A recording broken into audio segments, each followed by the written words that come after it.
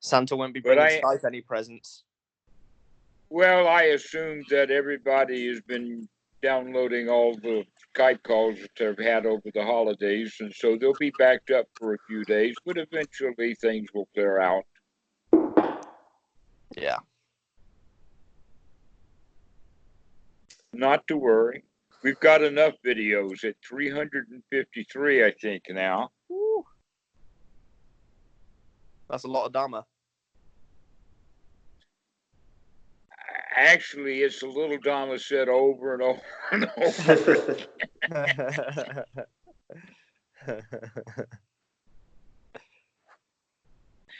But that's what happened in the time of the Buddha. I mean, he just kept talking, and people would remember and record. Mm.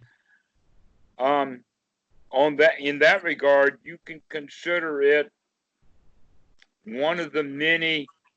I'm going to use the word hoax that was spread by the Sri Lankans. The Sri Lankans seem to have grabbed Buddhism by the collar as if it actually belonged to them. Simply because there was very close association starting at the time of Ashoka. I think, in fact, that Ashoka took one of the daughters, and so the one of the royal daughters house of who? Pardon? The daughters of who? You mean daughters of The the daughter, royal house? the daughter of the king of Sri Lanka okay. went to live with King Ashoka. Yeah. And so at that royal level was where Buddhism was transmitted. And so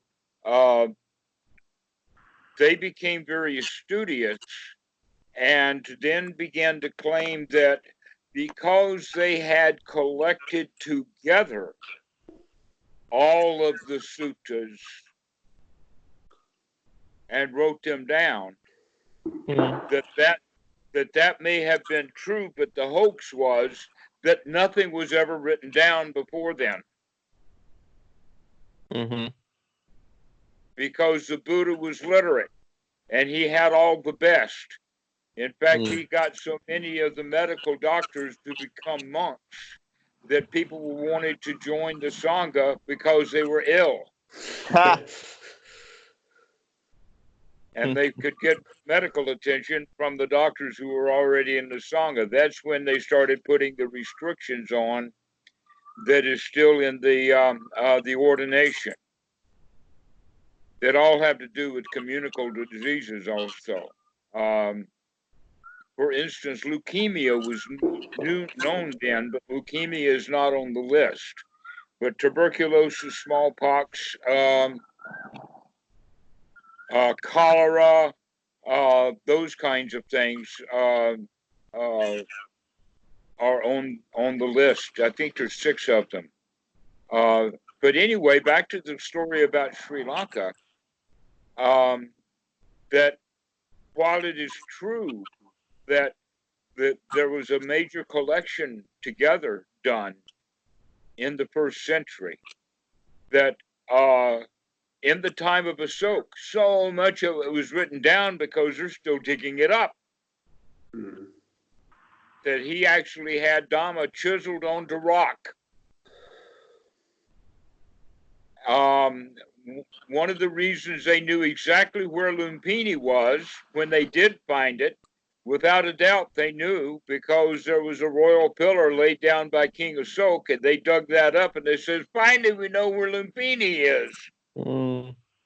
Okay, so the point that I'm making is, getting onto it, in some of the suttas, it references by name and location older suttas. Now, if these had been written down and named correctly, then there would have been no reason to,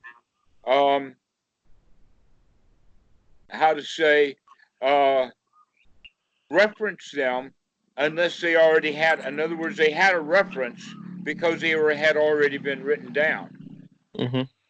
And not only that, but the clincher is that the scholars will say, oh, well, we know which is the really oldest stuff that the Buddha did. In fact, we've got it fairly well laid down.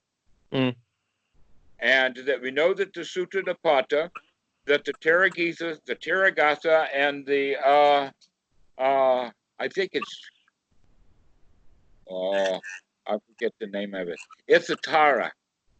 Are the oldest works, especially the Sutta Nipata. Now, in the Sutta Nipata, it's got a whole lot of good stuff, but one of the things that you see is that Paticca Samuppada is not complete in Okay. those references, which means that the Paticca Samuppada was actually evolving over the time of the teaching of the Buddha for those 45 years.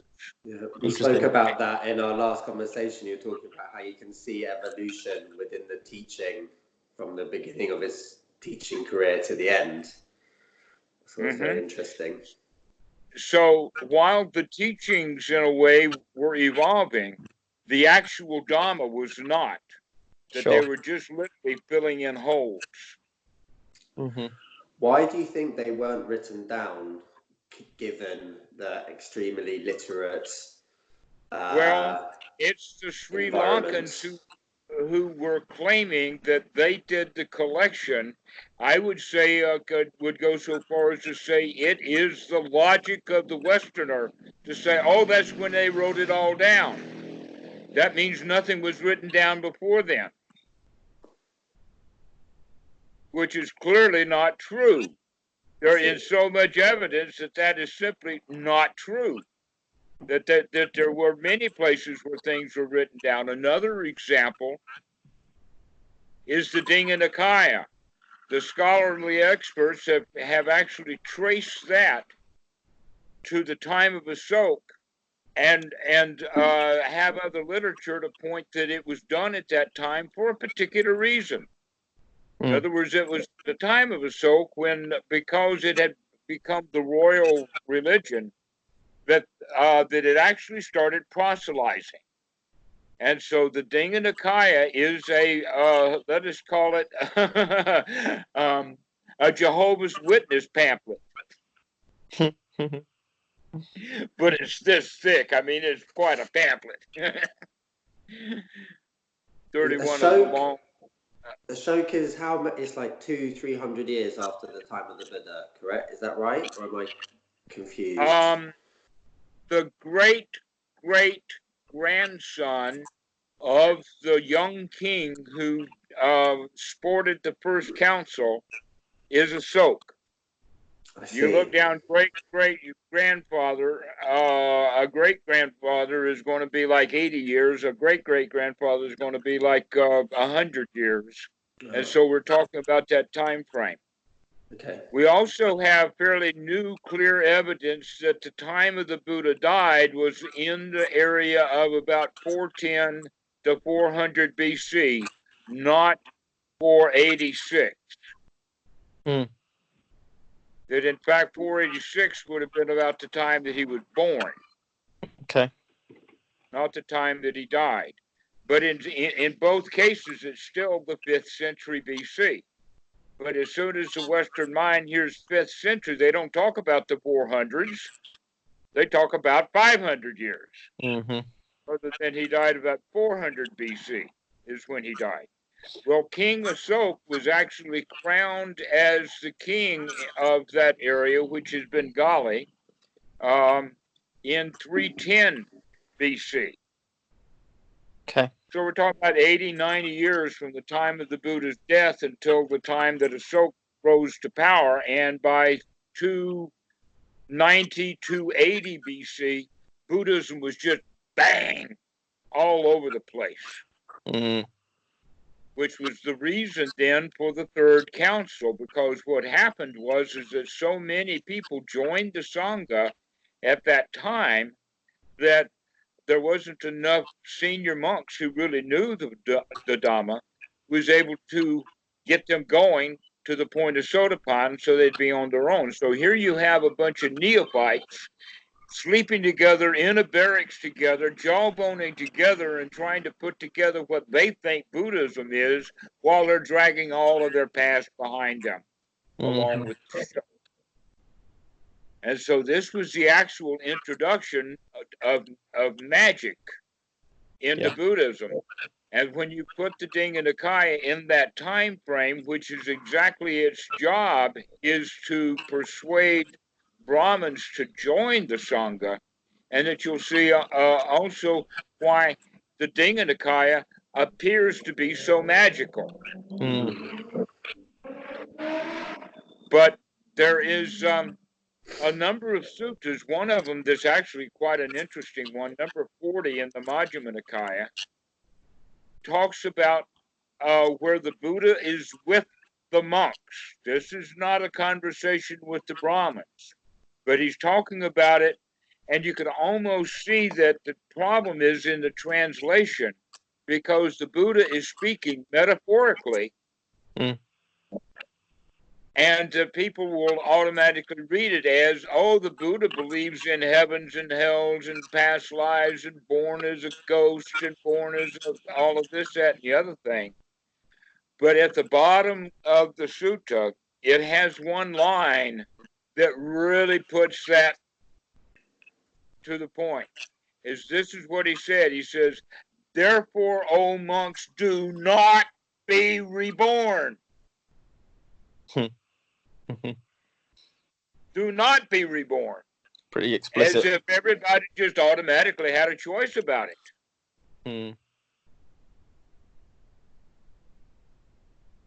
Do not be reborn. Okay, so what he's talking about is don't be reborn in the woeful states of going to hell, like being angry or full of anxiety, or born as a hungry ghost in the sense of wanting things that you don't have, like wanting to be enlightened.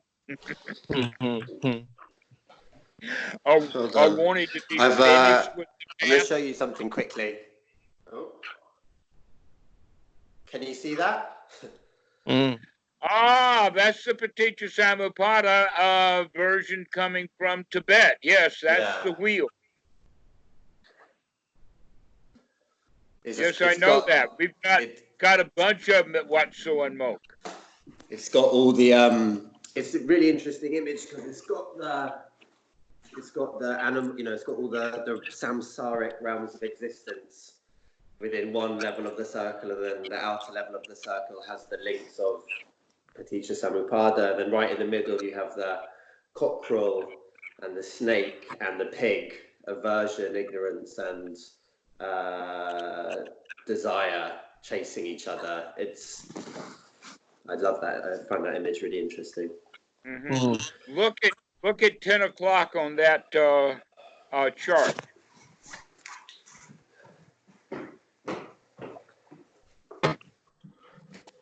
So we're looking at the human realm. What you will find is a picture of a pregnant woman. Yes. That's still symbolic. But if people take it as actual, then they think becoming is when the Gandhava or the spook or the me or the consciousness or whatever it is, the soul is being reborn, then it goes into the womb.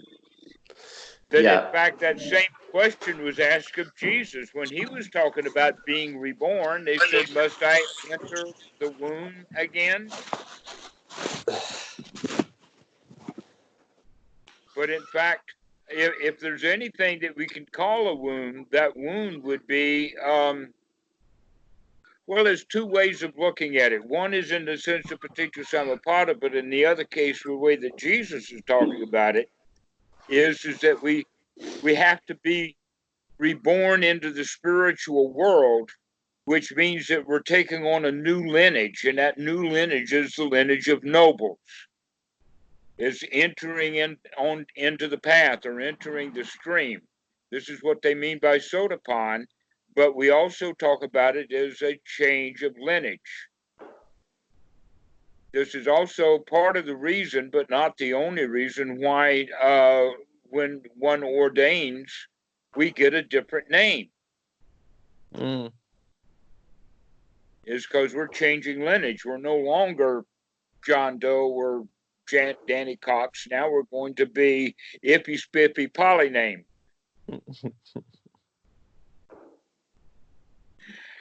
So that rebirth then, that's one way of looking at it. But the other way that we're looking at it on that chart and the way that the Buddha was doing it, so you could almost go so far as to say these two kinds of rebirth. One is the ordinary way of looking at it, or the lower class way would be through reincarnation, of being reborn after we die. Then we have the one that's not quite so fast, and this is going in the noble direction, and that is to be born into a lineage, taking ordination, changing one's life, changing one's location, changing one's clothing, changing the way we talk, changing the way we think, Still and changing worldly. the way we feel. Still worldly. What was that? Still worldly. Right, coming out of that. Okay, so now we have the third way, which is on the Paticca Samuppada wheel. This is what we mean. Bhava does not mean pregnancy.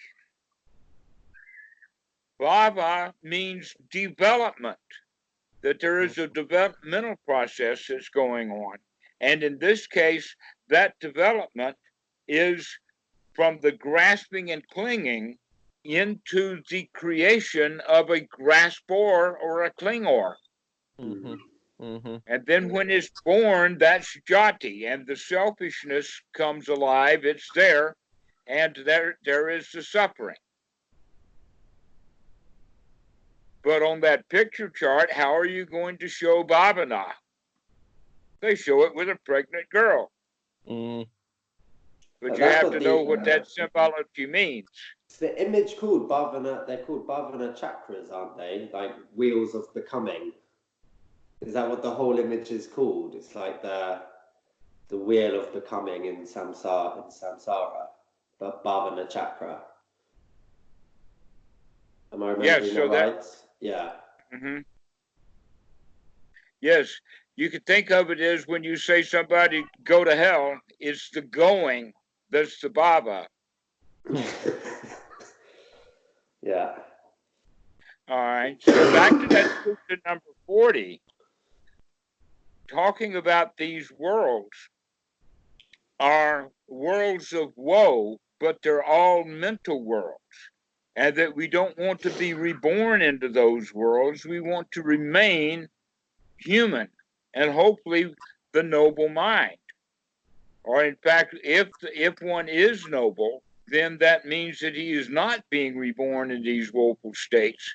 But ordinary people are reborn in those woeful states on a regular basis. All right, so that was the original teaching of the Buddha. But in the time of Ashoka and later after that, all of this language that we use, the primitive language for talking about what's happening in this present moment, became magical. In the sense of rebirth. But the funny thing about, from what I've seen on Reddit, people have been asked, okay, well, what's the difference between reincarnation that the Hindus has and this Buddhist thing called rebirth? And no one's been able to come up with it. That all they can find is the teachings of the Brahmins. And then you teach anatta. Nowhere is there an in-between object or something or another that's going to be reborn as something like reincarnation. That didn't happen until about the 5th century with Buddhaghosa. Right. And that if you look at the way that even Bhikkhu Bodhi translates jati, which is becoming actually now is in fruition, it's a being, and that the word jati is then the word that's birth. But you can see in English language, we don't use birth in one way. Yeah. Why would translators always assume that you would translate one Pali word the same way every time? Because it makes their job easier. Right, makes the job of translation easy. Let the AI do it. That's probably stupid enough, one translation verb at a time. Yeah. All right. So, But in the Navy, we talked about birth a lot. Oh, sure, yeah. How many births? Yeah, your, right. That's your bunk is your berth, Yeah. and not only that, but the ship has a berth, or a key, or a bay, or whatever like that. So we also have the quality of the birth of the blues. Okay, or you can have the birth of a movement. Yeah. So we're talking about the starting of things, or the process of getting it going, as opposed to pregnancies and babies. That's only one way of using the word. You can even birth an idea. Pardon? You can even birth an idea. Yes.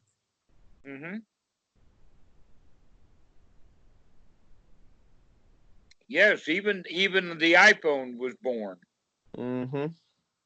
Quite a long process, from a clunky telephone you had to wind like that, to the really big ones that sat on the desk, and then you had the big bricks with a huge battery, and the cell phones got started. It's a long gestation. And so there was a lot of Babana in cell phones. And now I've got my magic rectangle.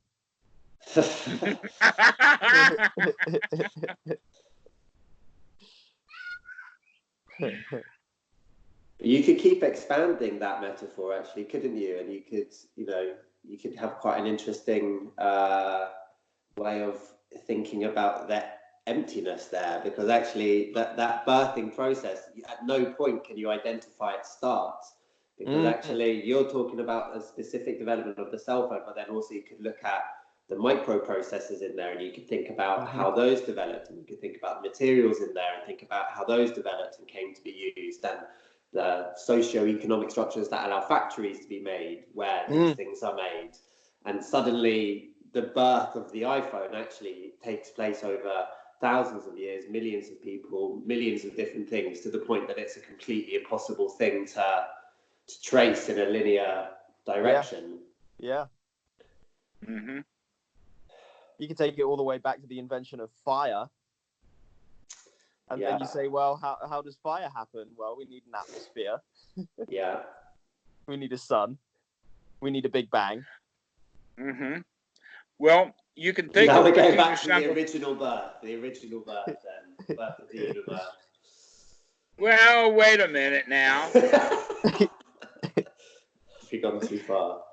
Actually, the beginning of it all, or creation, is what the Buddha would call one of the four imponderables, is the word that Bodhi has chosen. In other words, it's not worth the effort to think about. Now, imagine during the time after Richard Dawkins and Christopher Hitchens wrote their books, and then they go on the lecture circuit making quite a lot of money, and they would often wind up in the Baptist churches, because that preacher wanted to have his piece of action with these atheists, right? And they're always talking about not just the existence of God, but what happened in the beginning, especially if Lawrence Krauss, the physicist, gets into it, okay? So what was the beginning of it all? The answer was, I wasn't there and I don't care. Yeah. And yet look at how much argumentation has been done over creationism and fossils, and one's right and one's wrong, but we don't need to spend any time on it. We just see, okay, we don't really know way back when. We don't know that the expansion was actually there. They have to put that in there. What I mean by the expansion was sometime around 100,000 years after the Big Bang, things cooled off enough so that molecules could form. Yeah. And at that time, it's theory, right? Really exploded. Pardon? This is all theory, right? It's all theory, right? How are you going to test that? Yeah. Well, we'll have to make a new one. Well, it was not right for the atheist scholars to get whooped into these conversations with the Christians, because the Christians have been trying to work this out for ever so long, and the atheists and the physicists, they don't know, and they know they don't know. What they don't know to do is to not care. Yes. They don't know, and they still care. Because they're not thinking in terms of dukkha, dukkha, nirodha. Exactly. That those kind of things, the Big Bang and what happened in the beginning, it doesn't matter. What we need to keep track of is the cause and effects and the foundations that are still existing right here. Now, one of the things that I haven't talked too much about with students, not in a long time, let's start with it this way. In Alabama, in the United States, there is a major computer center with huge supercomputers in Huntsville. And their job is to predict the weather. Okay. How good are they at that? And it's prediction, isn't it? It's only ever prediction. They call it a prediction. They know it's a prediction. They know that they're wrong at least 100% of the time, and sometimes even worse. Yeah, with lesser and lesser chance of accuracy the longer into the future they're attempting to forecast. All anyone needs to do is look out the window to decide when to put a raincoat on. You don't even have to do that. If you're close, you can feel the change of the temperature and the change in the barometric pressure. That can be felt. It's on the skin. I know when it's going to rain before any sign of it, because actually the easy way for anyone to tell is when the wind comes up. Right. When the wind comes up, the barometric pressure goes down, the temperature goes down, and we know it's going to rain. Probably 10 or 15 minutes before we see any sprinkles. Given that the wind continues to blow in from that direction to this direction, because who knows, it might not, it might change. The barometric pressure could go back up. That's happened too. I've declared it's going to rain, and then it did. So let's scrap all the computers. And we'll just sit you down in that big building. Let's get back to the point. Here's the point. The point is the reason the computers can't do it is because we don't have enough variables. That there really is no such thing as random. There is no such thing as random. Right. Even with the computers with a random number, we know enough what we're doing to call it a pseudo random number generator. Yeah. And we can make it extremely complex, but we still control all of the variables in the computer. That's what the computers are all about, is to help us control a whole bunch of variables. Like about 0.00001% of the number that we actually need to control to make a good prediction. Yeah. All right, so if that's true about the weather in those big computers and how often they are wrong, then imagine what it's like for you yourselves to think that we know what the future is going to be in our own lives when we don't have a clue about all of the possible variables that are going to happen. And so in the end, the question of what's going to happen tomorrow is pretty much the same as, how did the universe begin? Exactly. There is a famous group of actually they're Islamic stories under the name of Mullah Nasruddin. Have you ever heard of? Okay, well, one of his stories is that Mullah Nasruddin was crossing the square of town on his way to where he goes every day, to a bar or whatever like that. And the cop was out there and just passing the day, and he says, "Good day, Mullah." and he says, "How are you doing?" And he says, the cop knows where he's going, but just in passing, he says, "Where are you going, Mullah?" And Nasruddin answered, "I don't know. Yeah. I don't have a clue about where I'm going." Yeah. And the cop got angry, grabbed him by the arm, and started to take him to the police station. And Mullah said, "See?" Yeah.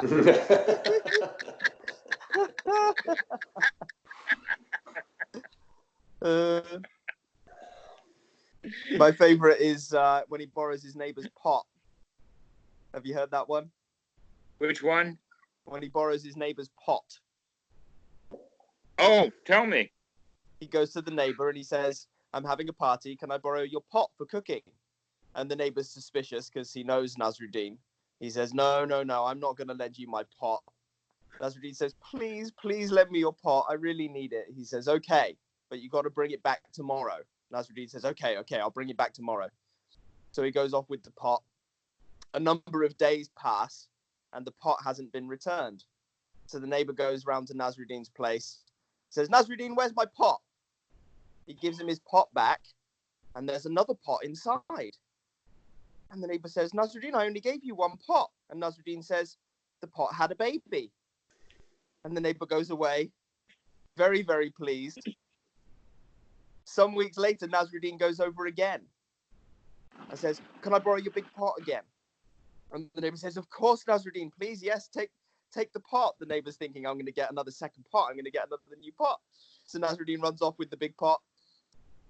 Days pass again. He doesn't bring it back. The neighbor goes around and knocks on the door and says, "Can I have my pot back?" Nasruddin says, "It died."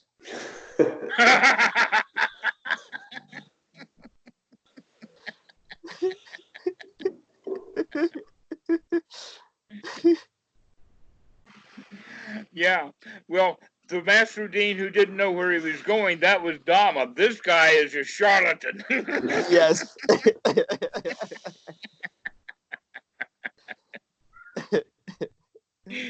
Typical Mullah. Yes. So anyway, back to that whole idea of random numbers. We do not know what the future is going to be. Yeah. There are too many variables. Even the Weather Bureau of the United States cannot predict the weather. Uh-huh. I was about to say something very bleak there. There are some things that we do know about the future. Sickness, death, for example. We know that that's the conclusion of our human life. Well, we may not ever get sick. We may never get old. We may die first. Sure. So getting old and sick is a very good thing. Yeah. It's inevitable. Right. But we don't know when. We don't know and where. Also, we're already into radical life extension technologies through science, and who knows how that's going to develop in our lifetime. Well, wherever it is only the very wealthy are going to get any benefit out of it. Me, I don't want anything to do with it. So I'm perfectly happy to die as long as I'm there for it. I read a really interesting short story recently about set in the future where you can upload your consciousness onto certain programs, which are essentially afterlife programs. Yeah, I want to see that hard drive. Yeah, and the more money you have, the better program you get onto. And if you don't make very much money, you only go to a really budget afterlife. And if you're very wealthy, you buy your way into a really high-end afterlife. Yeah, but wait a minute. They may miss a few cells in the hippocampus, and then what? I mean, it's an interesting idea through which to explore non-self, because essentially, what is there that could be removed from the rest of you and put on the hard drive that would be you? All right. Well, what they can do is they can record over a period of time, they can record bodily functions, including very intricate blood samples as to what kind of blood chemistry is going on, what kind of brain chemistry is going on. And then they can use that as sort of a foundation. And then they would, on top of that, they would add information that would be called memory. But the question is that if you couldn't remember something while they were doing all of that recording, did the recording actually get what you couldn't remember and record it anyway?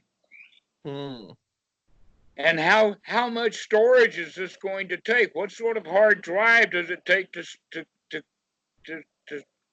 cover an entire human being's entire life? I mean, what is a movie is a gigabyte up to 20, 25, and 30 gigabytes. Well, I suspect it wouldn't be just a movie. Yeah, it wouldn't be a hard drive at all. I think it wouldn't be hardware, would it? It would be some kind of weird ass fiber optic or something. Well, in today's technology, we have temporary storage and long-term storage. And the long-term storage is always some sort of electromechanical device, to where short-term storage is almost always an electrical current device that's non-moving, like SSDs or SD cards, this kind of stuff. But when you have the electromechanical aspect of it, you can pack data very, very densely onto hard drives. Okay. Even if they get quantum computing going, they're still going to have to find a way of storing that data. And right now, the only methods we have is ever expanding and ever cheapening hard drives. That's why I didn't say, no, they can't do it. I asked the question instead is, how big is that hard drive going to be? And I'm not talking about size. I'm talking about capacity. There is, what do you call it? There is an astronomical device, a somewhat like radio telescope in China. And that one of the qualities of it is every few feet, there is a hydraulic lifter that is calibrated so that they can actually warp this big dish so as to follow something. And they've got huge computers to keep care of that so that they can warp this dish with all of these cylinders underneath so that they can guide it while they have all of these many millions of receptors on it, as well as the focal point for the collection of all the data. This place has more hard drives. This is one place they say has more hard drive storage capacity than any place else in the world. Wow. Just because they need to get that much data that fast, they're taking in that much data. And so that means that they got literally almost a city full of hard drives buried in the basement under this thing.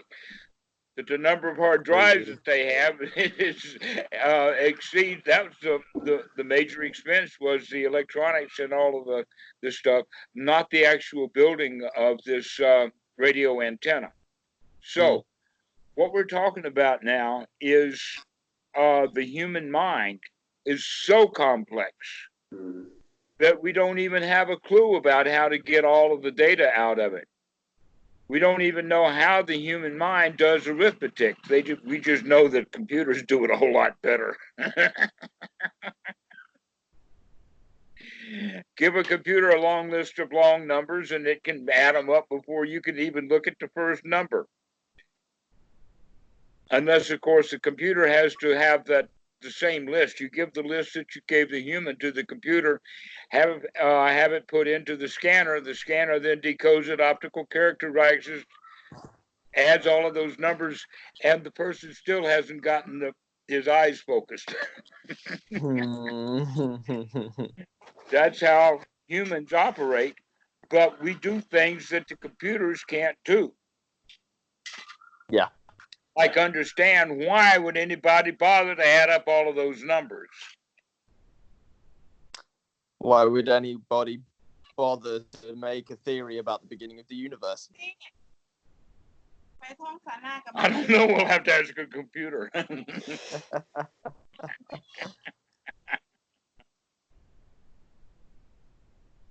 So this whole concept of how complicated things are is basically because of the Pali word is idiopapagayata. With this, there is that. We also look at it in the sense of nutriment. But what we're actually pointing at is what physicists are now beginning to understand as causality. Is that Mhm. that Pali term that you just used? Sorry to interrupt you. I've wondered this. Paticca Samuppada is always specifically about the human mind and the kind of causal chain of events that take place that create suffering. It's not an idea in the sutras that Paticca Samuppada is not extended out beyond the human mind as a kind of general theory of causality. Is that correct? And rather than yes, causality is everywhere. Causality is inside of the mind. And when it's inside the mind, it's Paticca Samuppada. And as a more general kind of rule, it's that phrase, which I've seen written down but haven't heard pronounced. Idiopapagayata. And then the really, really big one would be then called Dhammakai.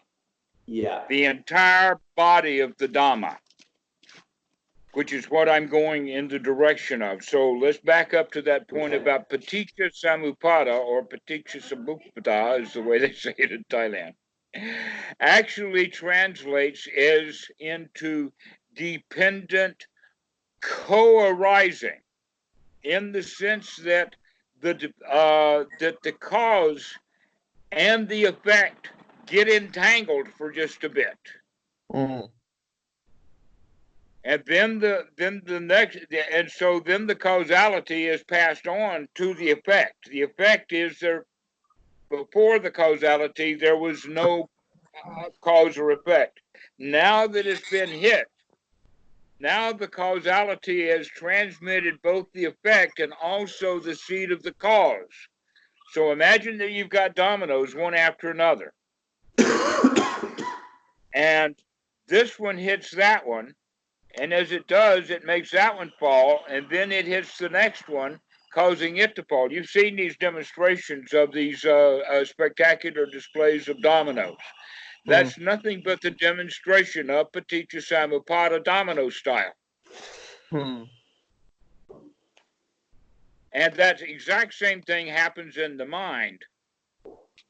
And so that's the word that is used as Paticca Samuppada, is actually the series of events, or better still, the process of how the mind works. And if it comes to the point, let us do it a very simple way of looking at it, and that is this, that with the foundation of having the human body and all of the stuff that's coming to us out of the past up into this present instant. And then something contacts the human body in the sense of the atana, or the sense organs, which may in fact be the mind. So it can be a visual sight, a sound, a taste, a touch, or an idea, or something like that then touches our consciousness. And we become conscious of it. This is what the Buddha is really on about here, is that consciousness is dependently arisen. It is dependent upon that foundation as well as the sight. So for the eyes, it's the eyes that are here plus the sight out there, and it's the two of them in combination that causes that first kind of consciousness. We then process that data. We process it, and that processing in the Pali has several words to it. One is Vinaya, the other one is Namarupa, and we think of it as processing as the word perception is what the English language word is, perception. Now, this word we can think of is going back to that list of numbers in the scanner. There was a time when we put that paper on the scanner, did the scan, then we take that scanned image into the computer, and there is a piece of software called an optical character recognition piece of software that has a data bank of fonts.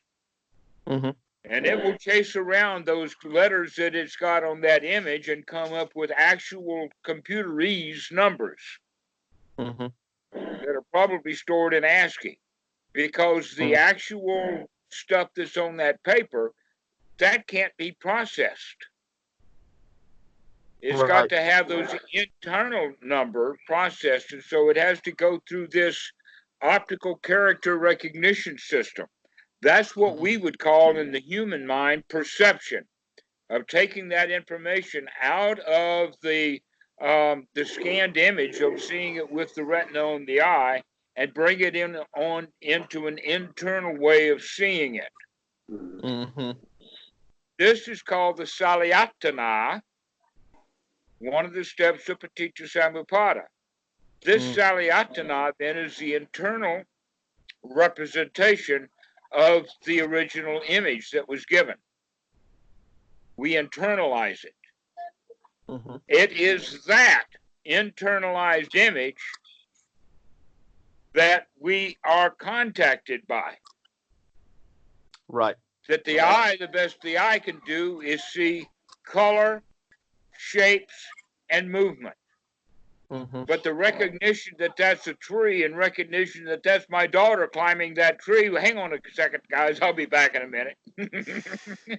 That took some processing.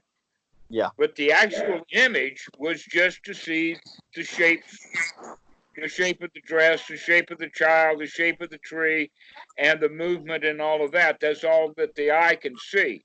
But turning that into Kitty's trying to climb the tree, and then what am I going to do about it? That's all internal processing, you see. Mm-hmm. Daddy, I hurt it. Okay. I hurt. Oh, you got a boo-boo on your boat, huh? I hurt. All right. Well, you got to watch where you're stepping. Hello. Hey, Kitty. Hi. Hey. Hello. Hello. Sawadee krap. How are สวัสดีค่ะ you, Kitty? Are you good? นี่ไง Pardon?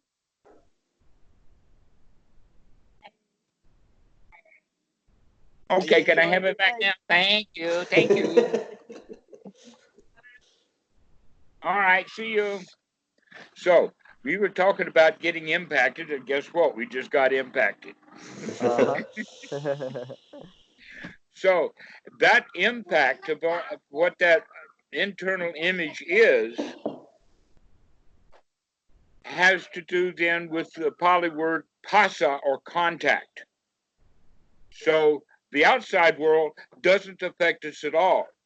What's affecting us, what is touching us, what this contact is an internal representation that's based upon a certain kind of understanding, and that understanding has to do with that thought base and or all of our memory base.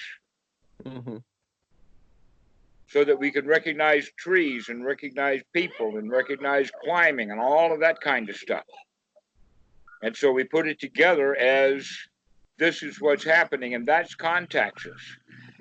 That contact is where feelings arise. Mm-hmm. And that feeling that arises is a feeling of either I like it, I don't like it, or a confused feeling. That could be something like, what, WTF? That's a feeling. Mm-hmm. Mm-hmm. Mm-hmm. What is this? What is that? In other words, it brings on confusion. Now, the problem with liking something is liking will mature, rot, decay, form, or transform into wanting. I like it, therefore I want it. A little further, I like it, I want it, I gotta have it. That liking, I wanting, I gotta have it. During that process, that's also that process of becoming. And the becoming is the owner. I like it, I want it, I've got to have it. That's the birth of the I. A much easier way of talking about it is selfishness. Mm. And that suffering comes, or dissatisfaction comes, with selfishness. If we're satisfied, there's not much use for a self. We don't get selfish when we're satisfied. It's when we become dissatisfied that there's a self. That grasping and clinging then is the dissatisfaction that then is full blown, so that it's the self then that is the vessel or the experiencer of real dissatisfaction or dukkha. And so this is Paticca Samuppada in brief, the whole show. Now let's look at Idiyapapaccayata for a moment. Idiyapapaccayata means that around us, this cause and effect is happening at an extraordinarily fast rate. I don't have the right word for it. The Buddha says the mind is so fast, O monks, he doesn't have an analogy for how fast the mind is. But this causality is a trillion times faster than that mind, which is so fast we don't have a way of looking at it. In fact, the physicists are beginning to understand this Idiyapapaccayata. They call it causality, and they really mean it. Here's the question. What causes the speed of light? What are the limits to the speed of light, and how can space expand even faster than light can travel? The answer to this is everything is based in this causality, that molecules bump each other, molecules are formed.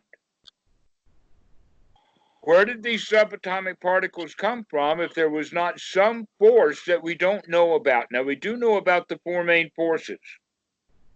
The four main forces are the strong nuclear force that keeps protons and neutrons collected together to make complex molecules. Hydrogen, there's not so much there. But if you are able to create helium, then there is a huge amount of energy that is available there. And so by the time you get to uranium, now we have the nuclear force. Well, this is what we're talking about. But also electrons will circle around the nucleus. What causes that to happen? And what are these electrons? The answer is that's what we call the weak nuclear force. And they've got all the math to do that with. And also the weak nuclear force is somewhat related to the electromagnetic force with electrons and magnetism and all of that. And that's also somehow related to gravity. And so you have gravity, electromagnetic, the weak and the strong nuclear forces, but there's something even deeper than that. And this is what the scientists are beginning to call causality. Okay. And it happens very quickly. It happens so fast. Here's one thing I've seen on YouTube. The picture of a Coke bottle run at 1 billion frames a second. And they shoot a light beam for a very, very short period of time. I forget how long. I think it's like a nanosecond or something. And in that nanosecond, light will travel 11 inches. Now, there's enough ambient light in that thing so that the light that's there is dispersed enough to where you can actually see the Coke bottle before this laser is turned on. And then you can see this light beam shooting down there. And then it hits the Coke bottle. And then it explodes inside the Coke bottle with all of this radiation and everything. It's actually quite a spectacular video. I imagine, yeah. That's framed at 1 billion frames a second, okay? Now, the point that I'm making about causality is that it goes so much faster than that. We cannot put cameras in there running at a billion or a billionth of a second. We just can't make equipment like that because we're right down there to the level of the unit of how things operate. It's almost like that you're trying to film a horse race with the kind of camera that they had in 1860. Or trying to film a horse race with a horse. Okay. Right. So this is the point about causality or idiopapagayata, is that there is so much happening immediately all around us, and that there is so much happening that it's impossible for us to take it all in. That we take in just such a tiny bit. And normally the way that the mind is that we take a tiny little bit in, and then we process it for a while, perception-wise, come up with something that we can understand. And while we're doing that, it contacts us, and then we have feelings about it, and then all this emotional stuff starts happening. And meanwhile, back at the level of consciousness, we're missing tons and tons and tons of things.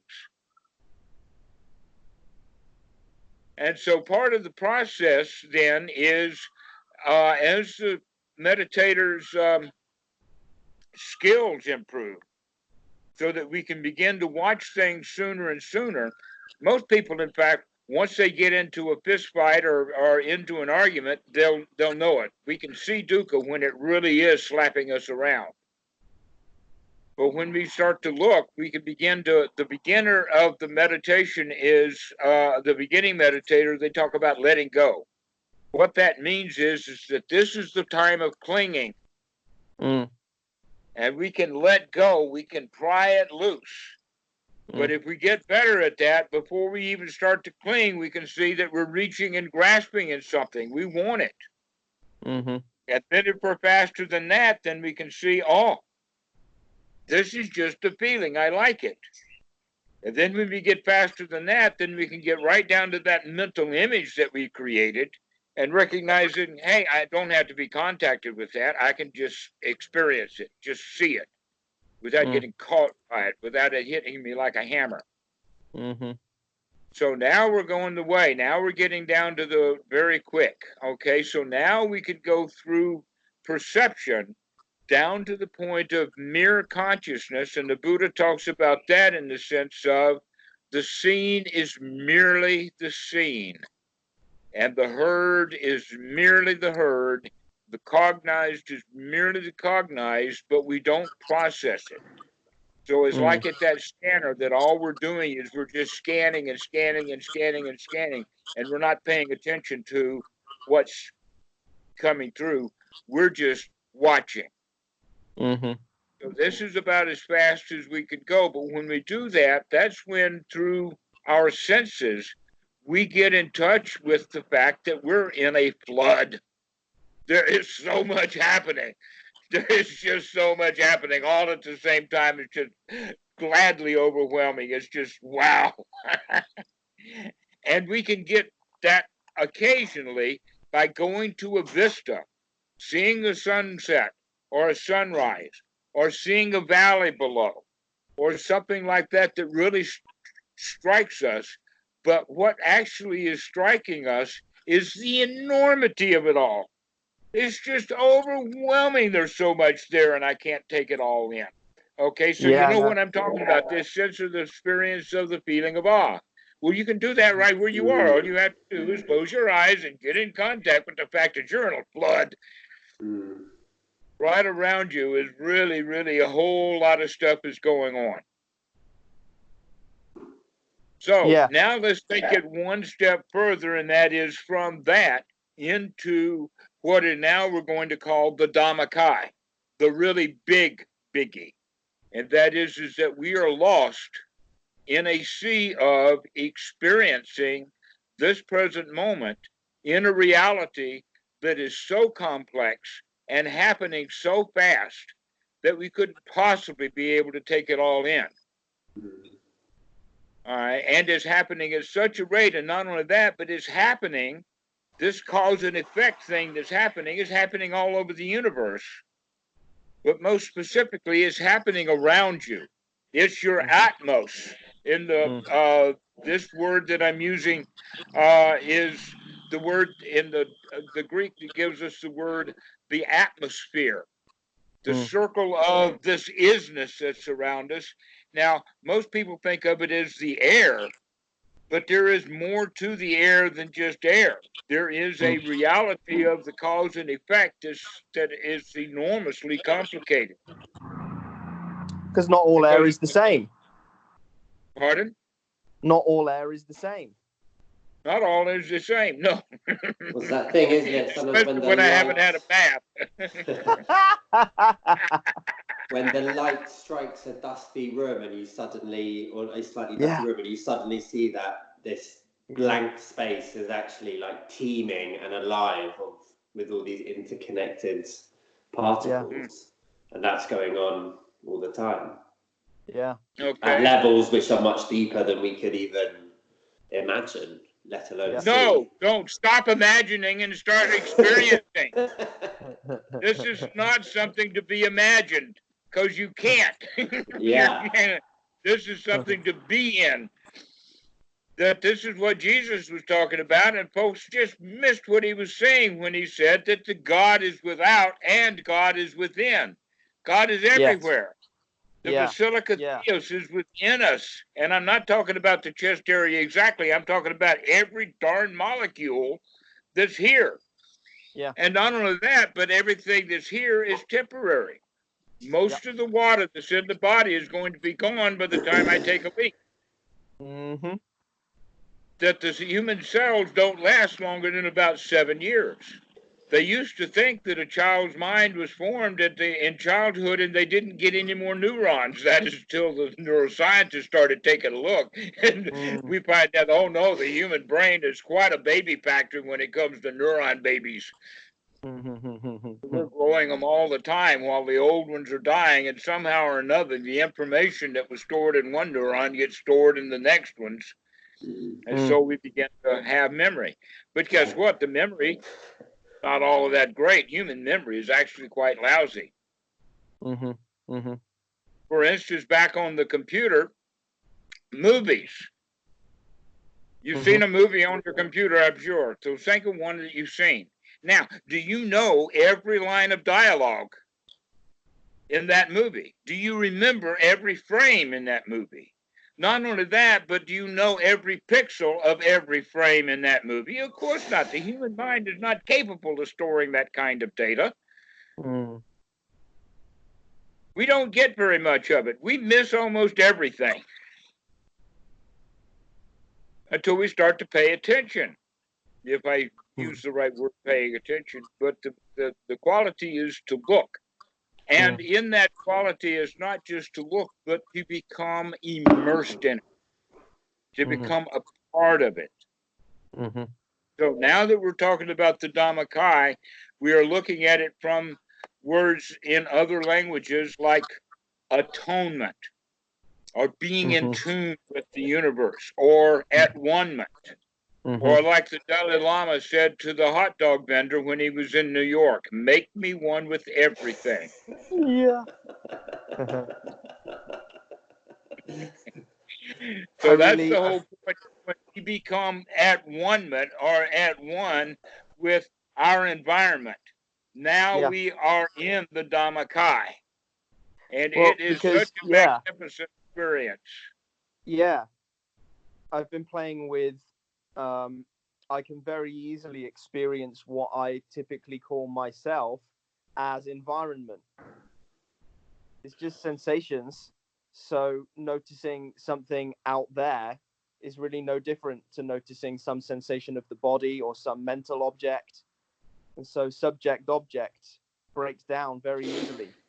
Yes, subject-object breaks down. It becomes just experience. It becomes flow or process. and that the process and flow that we see is only a tiny little smattering of the actual process that's going on at a much faster rate than even scientific instruments can catch. Yeah. The things are really, really. One way of kind of thinking about it is that the Big Bang was like a huge nuclear bomb that is still going off. Yeah. You're in the middle of a huge nuclear explosion. Uh-huh. And that's the Dhammakai. It's that explosion and, that keeps exploding and it just gets, here it is. This is it. Yeah. And so we can go to all this trouble to try to know it, or we can just settle into being it. Yeah, just experience it. Just be in it. Just, this is so nice. Yeah. Mm-hmm. And so this is part of the goal, but we practice that right from the very beginning. That this is in fact becoming raptured or piti. The real piti is the explosion of joy of being part of good old whatever it is. You can call it God if you want to. Though a lot of other people use that word and they've got specific meanings for it, so that may not be the best definition. Or you could think of it as God as a sort of a personalization of the big it. Now, here's an interesting point. Remember that we were talking about causality and then the strong and weak nuclear force and then the electromagnetic force and then down to gravity? Gravity is pretty powerful stuff. Gravity formed every star. It formed every planet, including this one. It collected the atmosphere around this planet. It makes big black holes. It, in fact, collects things together. But it's still the weakest of all of these forces. Now, here's something interesting about gravity. It's like God. It's all-knowing. It's all present. And it's all powerful. You've heard this, omnipotent, omnipresent, omniscient. Okay. Well, how is gravity like that? Well, there is not one object that is not watching.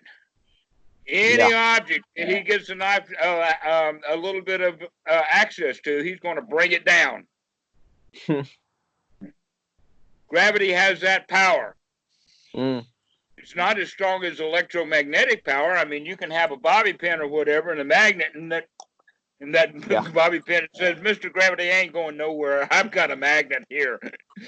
But you don't have that force of a magnet, and down comes that bobby pin. Just like everything else. Absolutely everything. So that means that gravity in that way is all powerful. It's also everywhere. There is not one place, not only just in the planet Earth, but all over the universe. Everywhere there is gravity. Without gravity, there would be no black holes.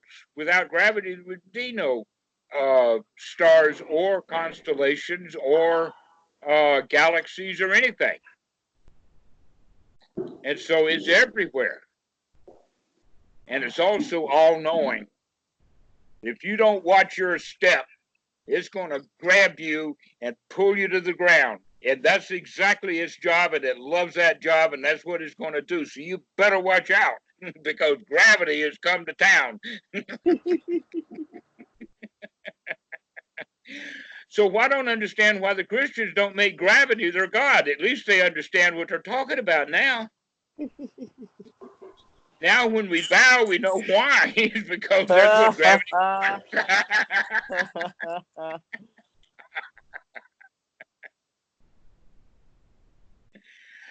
But a better way of looking at it is gravity is only part of causality. Because literally, causality has got you completely. You are absolutely under the spell of causality. Everything that happens by a cause without exception. That's even a higher God. This causality. When we extrapolate that out to its kind of logical conclusion. That is the Dharmakaya. That is that nuclear explosion of which Yes, we are part. exactly. Now we're beginning to understand how grand this causality, this Dhammakai is. So could we think of Paticca and Samuppada it. as a like a mental, or more like maybe a psychological or a mental version of it? It's sort of how cause and effect works in the human brain specifically. Is that fair? Is that a fair way of linking those two ideas? Yeah. Okay. Yeah. What do you think, Danny?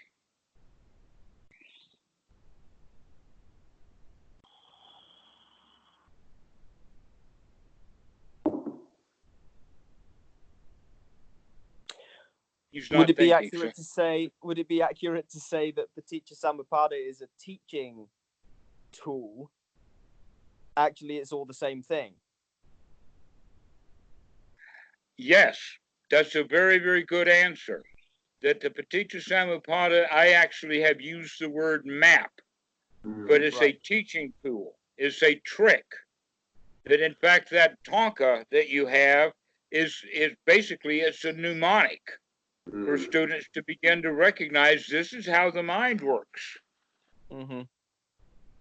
So that we can, while we're practicing off the cushion mostly, is to start to remember to look at this stuff, to look at where the mind is. Mm. Are we in fact getting stuff out of the old sankaras? How are we processing? Are we processing with new data or old data? Or are we not bothering to do much processing? In other words, if we're just experiencing the here now, then we're not paying much attention to what's happening other than that this is an experience. Mm-hmm.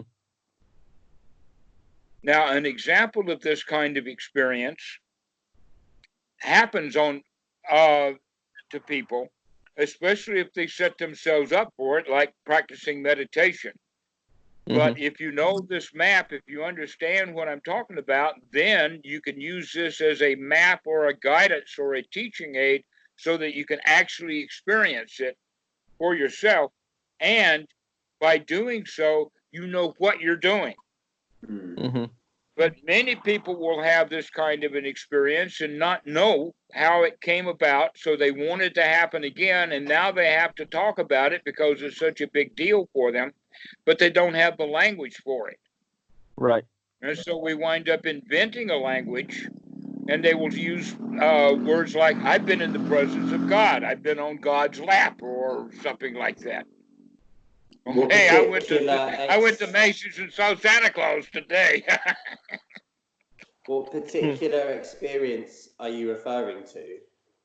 The experience of joy arising, like PT, or the experience of feeling that kind of flood of existence and being part of it, or all of the above?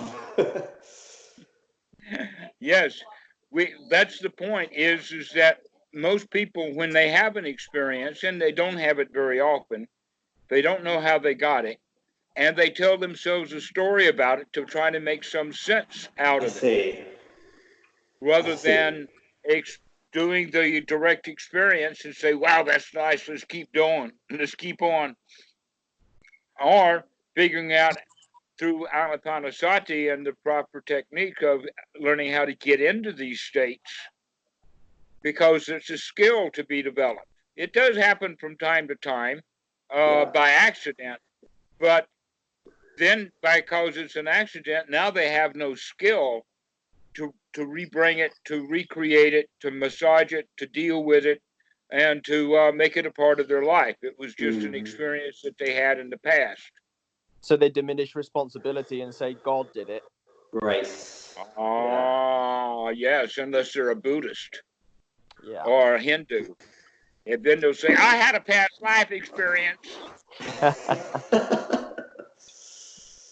While we're talking about specific... or I had an experience and now I'm enlightened. While we're talking about specific states and experiences. Can I ask a practical question at this point?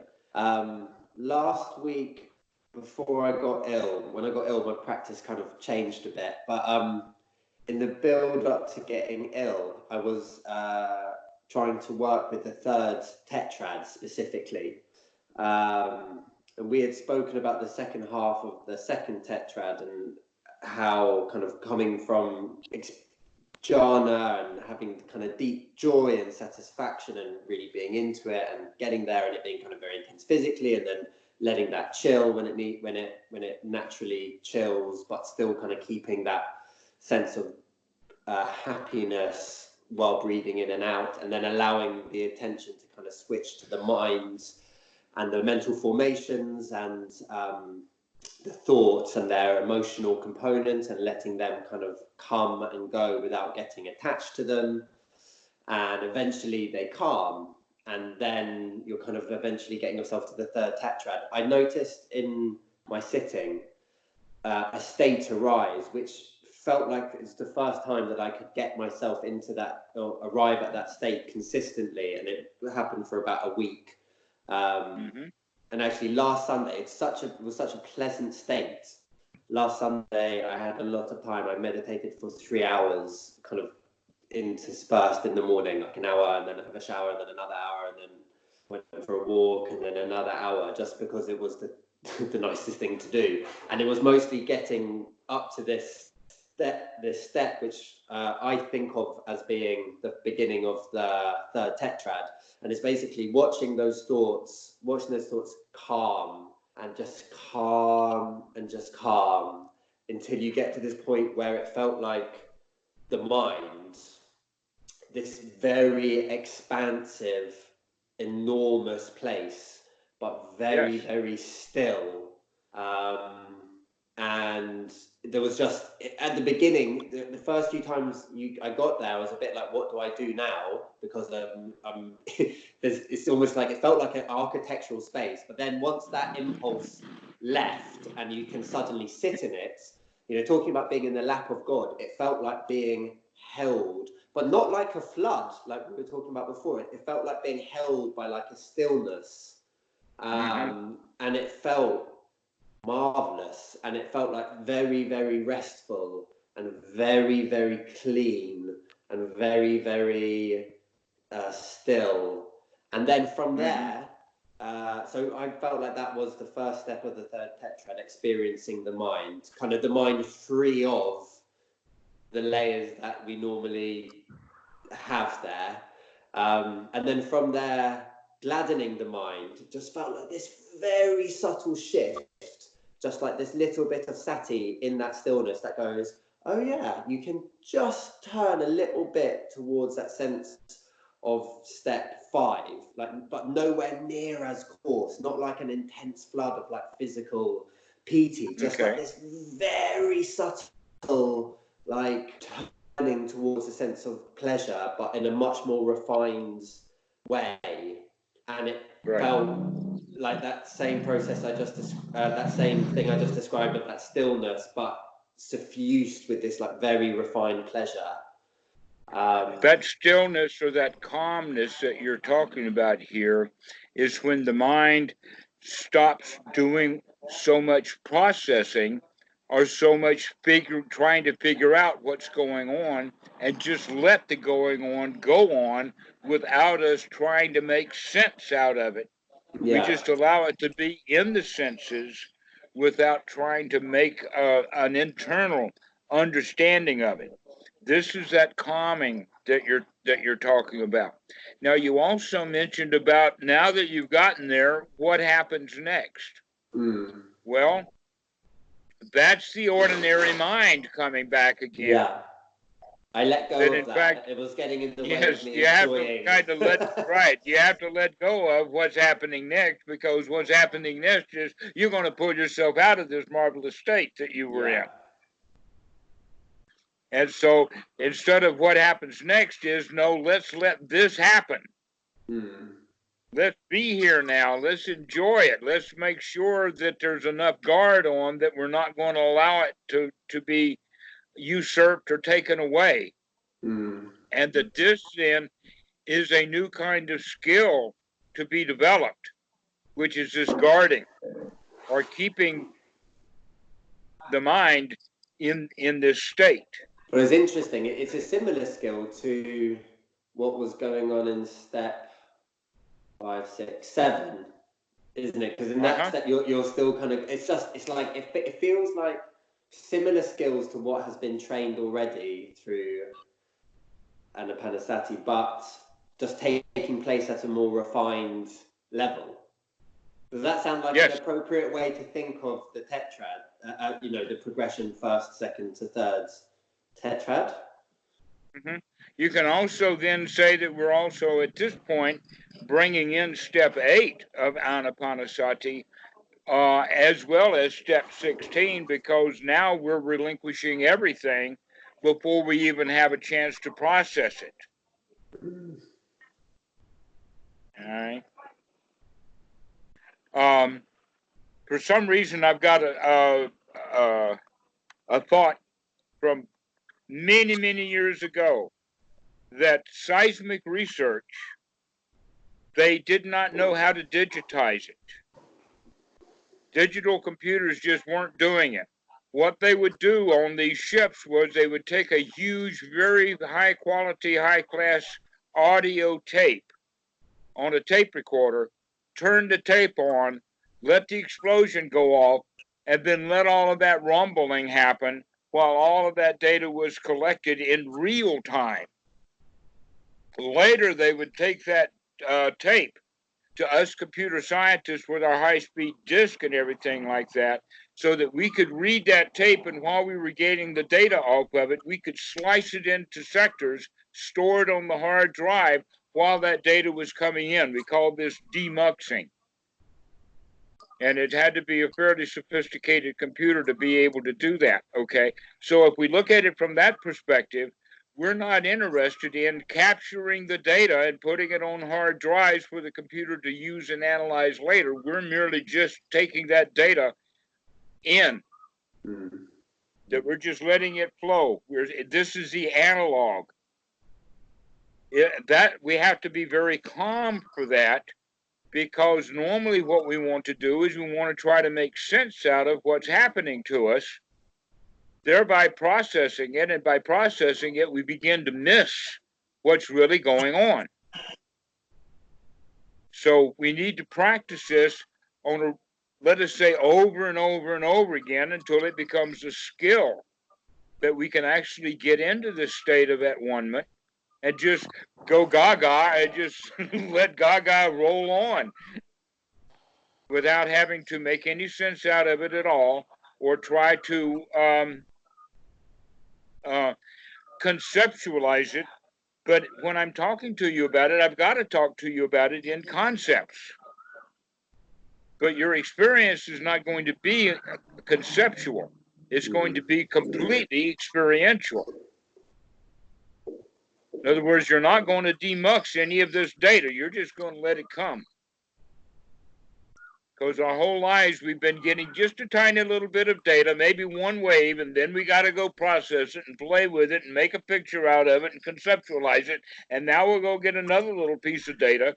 We're going to massage it, take it, go for our own old data, massage it some more, get another image, and then we've got that to play with. But in this regard, what we're doing is that we're going to bypass all of that processing so that we could turn the mind into merely an input device. Just to take the data in, and just because that's enough to be overwhelmed by it. And so you can have that experience of the overwhelmedness, because that's part of the Dhamma that you're experiencing. It's because you're in it now. Mm-hmm.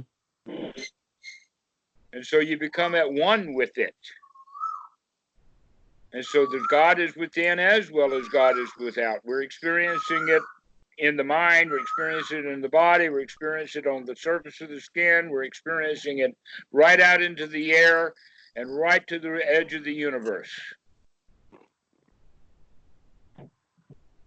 but we're not processing it. Because if we process it, we'll start up that wheel of paticca samuppada that's going to wind us into grasping and clinging and feeling and all of that kind of stuff, thereby missing the show.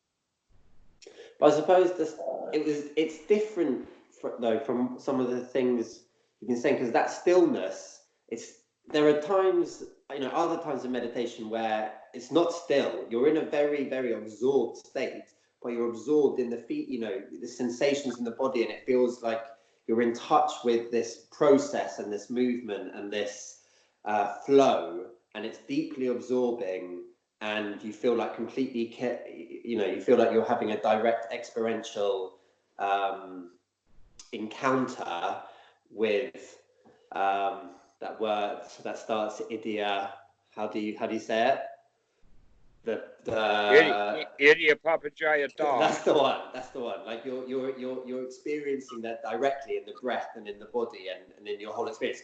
What I'm referring to is like, it was very different from that. It was like this stillness. There wasn't a sense of enormous flux. I suppose I'm just checking, this stillness is it sort of from that place, like, for the third tetrad and with that step, we kind of can come to that point of stillness, and that's an appropriate way to think of that step of experiencing the mind.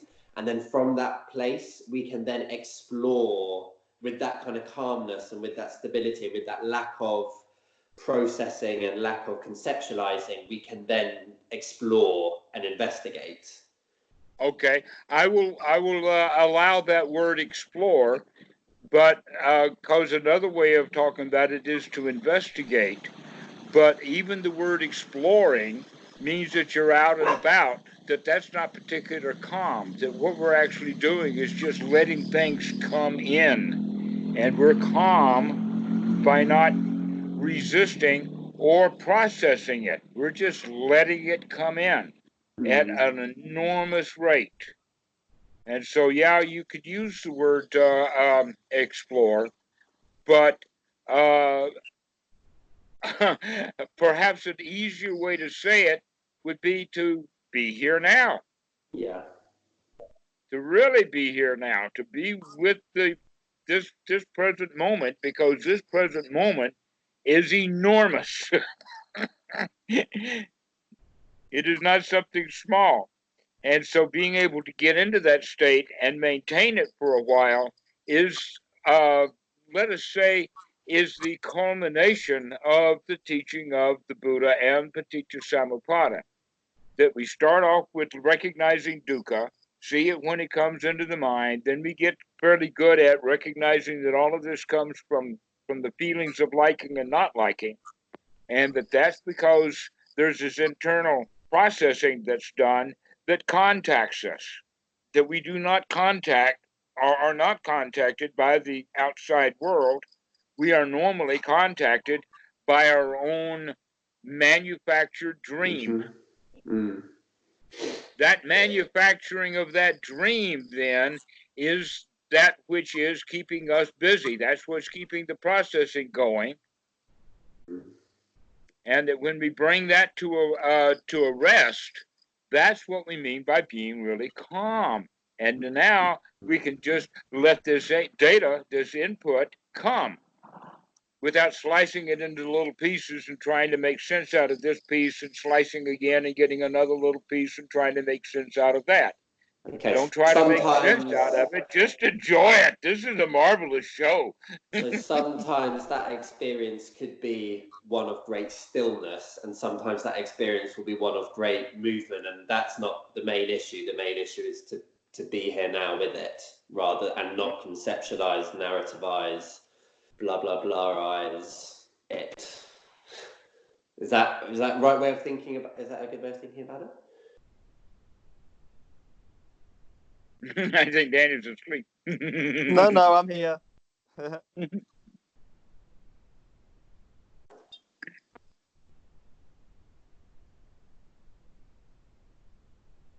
Okay. All right. Well, thanks very much, guys. Well, this has been a really great talk. Danny, I'm glad you came for the ride, and this is a good refresh for you Yeah. of Paticca Samuppada, and how do we back up quicker and quicker by seeing things sooner and sooner, getting ourselves in that state of really nice calm, satisfying, and then we just experience the here now, because it really is a magnificent show. It's at least as much fun as watching grass grow or paint dry.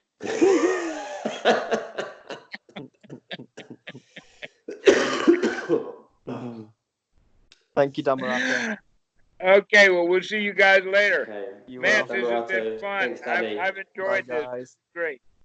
If you've noticed, it's gotten dark while we were talking. Yeah. Good night.